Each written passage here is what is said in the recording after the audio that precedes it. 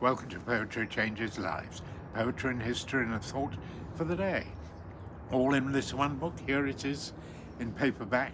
You can get it at the website poetrychangeslives.com. You can get it direct from Amazon, of course, as well. There's a hardcover version too. Makes a very good present, I always think, to give friends, family, colleagues, any time of the year. It's a very benign, harmless book. I think we're all better off for a poem each day. You know, I find reading these in sessions each day does me a lot of good. I really feel better for it. Let me demonstrate. On this day in 1847, the inventor Alexander Graham Bell was born. He was born in Scotland and migrated to the United States in the 19th century. Although credited with inventing the telephone, Bell always considered it an intrusion on his real work as a scientist. He refused to have one in his study. That's interesting, I think. He'd always been fascinated by inventing as a child in Edinburgh. Much of his early work was helping deaf people, and he wrote books on sign language and lip reading. He's a very public-spirited man altogether. Well, I'm going to read part of a poem that describes how news was transmitted before telephones and that sort of thing were invented. News really travelled as fast in those days as a horse could gallop. And this poem, how they brought the news from Ghent to Aix, is famous. It's by Robert Browning, writing in the 19th century. And it's a rollicking tale of three men galloping across Europe, really. And it's very hard on the horses that apparently collapsed at the end. It's all fictional, of course.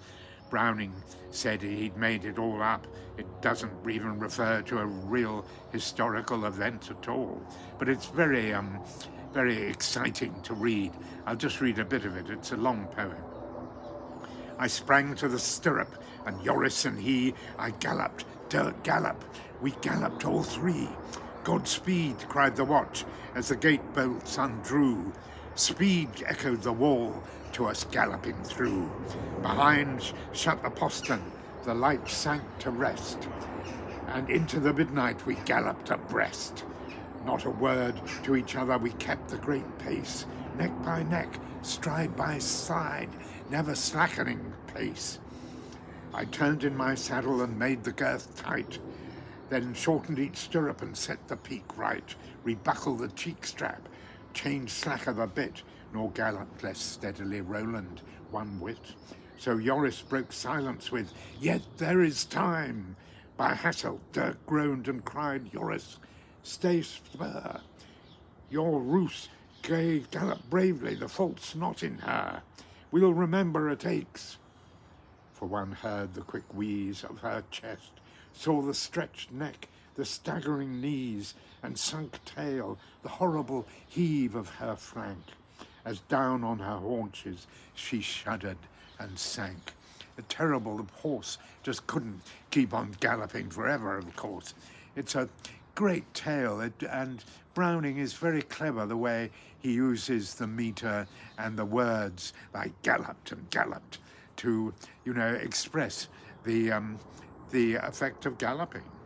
And it's a very popular poem, was in his day. He really excelled at that sort of long poem, Robert Browning. Of course, he was the husband of Elizabeth Barrett Browning, who was much more sort of soulful and spiritual. But Browning was a good man for an epic narrative poem, all right. Today I will focus on being able to communicate in a straightforward and simple manner in the interests of mutual understanding. I think Alexander Graham Bell would have liked that.